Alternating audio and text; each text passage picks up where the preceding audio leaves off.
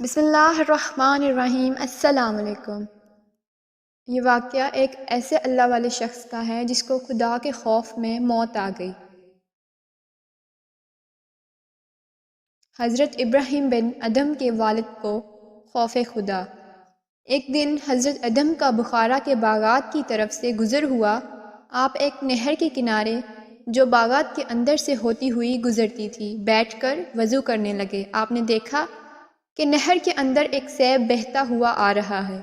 خیال کیا کہ اس کے کھا لینے میں کوئی مذائقہ نہیں، چنانچہ سیب اٹھا کر کھا لیا۔ جب سیب کھا چکے تو دل میں یہ وسوسہ پیدا ہوا کہ میں نے سیب کے مالک سے اجازت نہیں لی اور میرا یہ کھانا ناجائز ہے۔ اس خیال سے باغ کے مالک کے پاس گئے اور جا کر اسے اس امر کی اطلاع دی تاکہ اس کی اجازت سے حلال و مباح ہو جائے۔ چنانچہ باغ کے دروازے پر دستک دی جہاں سے یہ سیب آیا تھا۔ آواز سن کر ایک لڑکی باہر آئی۔ آپ نے اس سے کہا کہ میں باغ کے مالک سے ملنا چاہتا ہوں، اسے بھیج دیجیے۔ اس نے عرض کیا کہ وہ عورت ہے۔ آپ نے فرمایا کہ اچھا، اسے پوچھو کہ میں خود حاضر ہو جاؤں۔ چنانچہ اجازت مل گئی اور آپ اس خاتون کے پاس تشریف لے گئے اور سارا واقعہ اس کو سنایا۔ عورت نے جواب دیا کہ باغ کا نصف حصہ میرا ہے اور نصف حصہ سلطان کا ہے۔ میں نے اپنے حصے کا سیب معاف کر دیا اور سلطان یہاں نہیں ہے، بلخ تشریف لے گئے ہیں جو بخارا سے 10 دن کی مسافت پر ہے۔ چنانچہ اس نے اپنا سیب کا نصف حصہ تو آپ کو معاف کر دیا، اب باقی رہا دوسرا نصف حصہ۔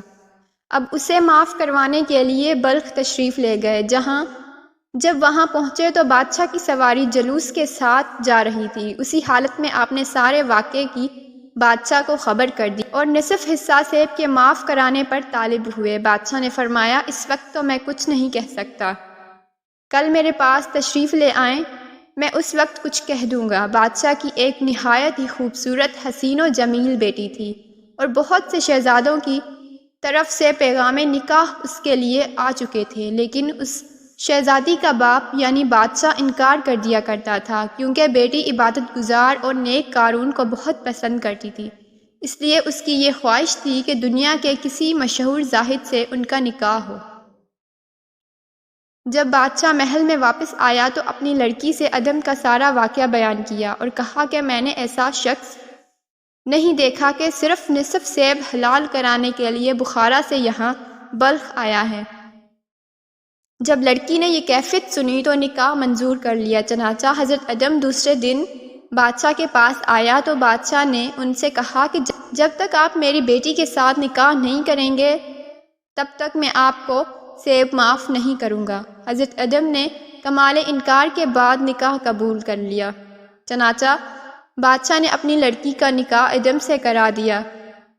جب حضرت ادم خلوت میں اپنی بیوی کے پاس گئے تو دیکھا کہ لڑکی نہایت آراستہ اور پیراستہ ہے اور وہ مکان بھی جہاں لڑکی تھی تکلفات کے ساتھ مزین ہے۔ حضرت ادم ایک گوشے میں جا کر نماز میں مصروف ہو گئے حتیٰ کہ اسی حالت میں صبح ہو گئی اور متواتر 7 راتیں اسی طرح گزر گئیں اور اب تک بادشاہ نے سیب کا نصف حصہ معاف نہیں کیا تھا۔ آپ نے بادشاہ کو یاد دہانی کرانے کے لیے یہ کہا کہ اب وہ حصہ معاف فرما دیجیے۔ بادشاہ نے کہا کہ جب تک آپ میری لڑکی یعنی اپنی بیوی کے ساتھ جمع کا اتفاق نہ ہوگا میں معاف نہیں کروں گا۔ آخرکار شب ہوئی اور حضرت ادم بیوی کے پاس جمع پر مجبور ہوئے۔ اس کے بعد آپ نے غسل کیا اور نماز پڑھی، ایک چیخ ماری اور مصلے پر گر پڑے۔ لوگوں نے دیکھا تو حضرت ادم انتقال کر چکے تھے۔